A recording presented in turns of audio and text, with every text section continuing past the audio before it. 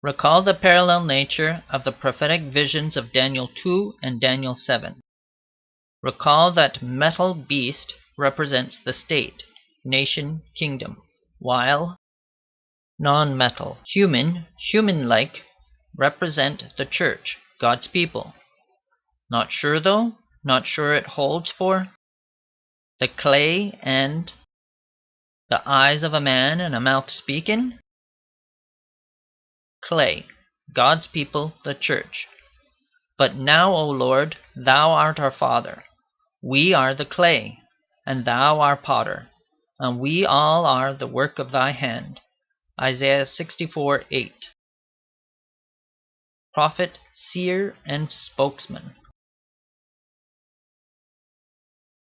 Before time in Israel, when a man went to inquire of God, thus he spake, Come, and let us go to the seer.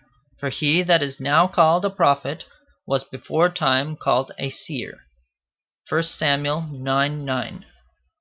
A prophet or seer, that is, one who sees. And he, Aaron, shall be thy spokesman unto the people, and he shall be, even he shall be to thee instead of a mouth, and thou shalt be to him instead of God. Exodus 4:16. And the Lord said unto Moses, See, I have made thee a god to Pharaoh, and Aaron thy brother shall be thy prophet. Exodus 7:1. Thus eyes and a mouth are symbolic of a prophet, or in other words, a spokesman for God, and that is what God's people, the church, is supposed to be, a spokesman for God. Recall the interpretation of Daniel 2's feet. And whereas thou sawest the feet and toes, part of potter's clay, and part of iron, the kingdom shall be divided, but there shall be in it of the strength of the iron. For as much as thou sawest the iron mixed with miry clay. Daniel 2:41. Daniel 2 and 7. The fall of the church.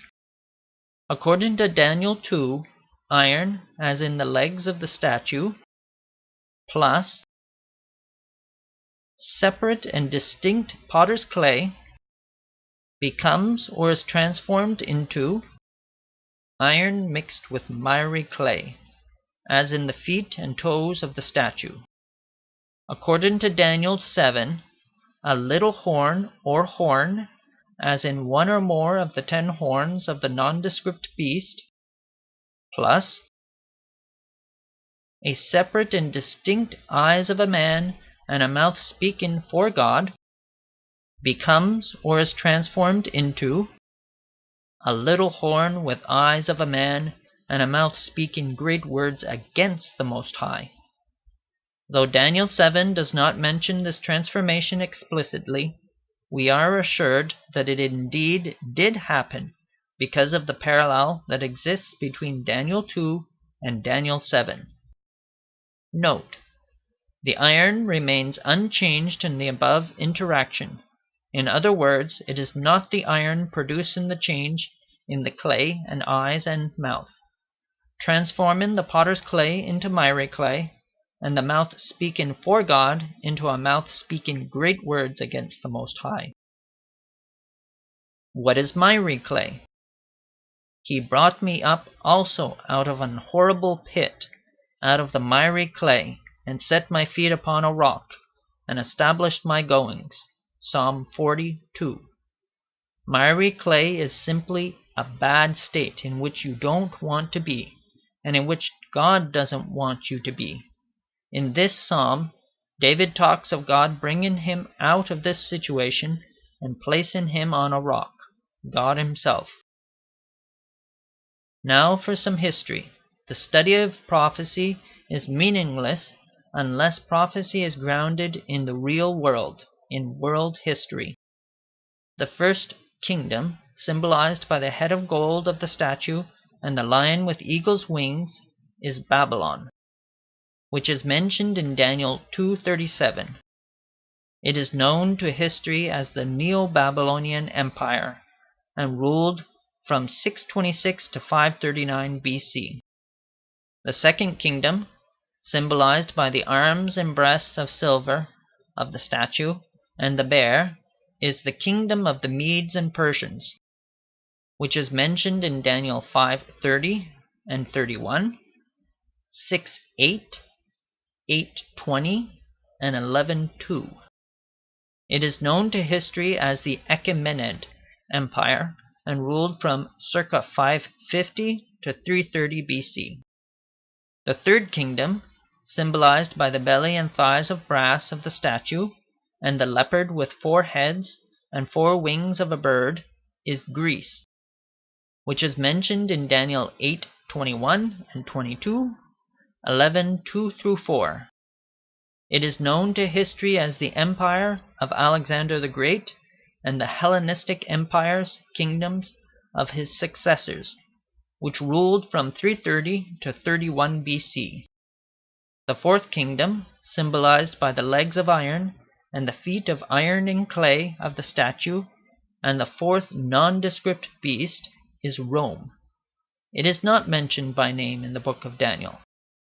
It has a united or pagan phase and a divided or papal phase.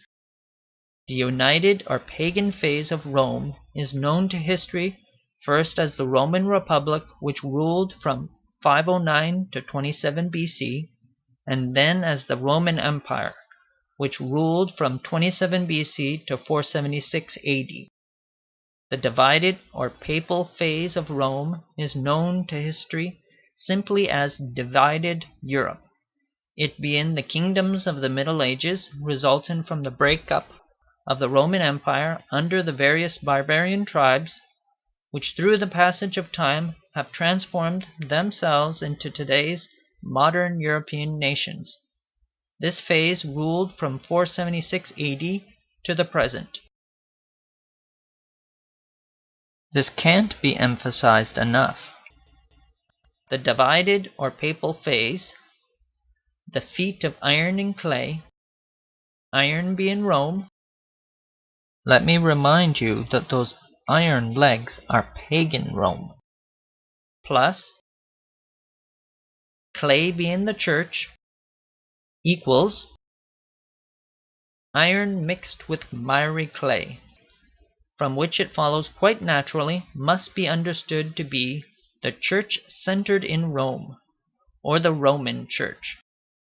This truth cannot be denied, as it, the Roman Catholic Church, is the only church that is a mix of non-metal and metal, both a church and a state. Rome is the fallen church of Bible prophecy.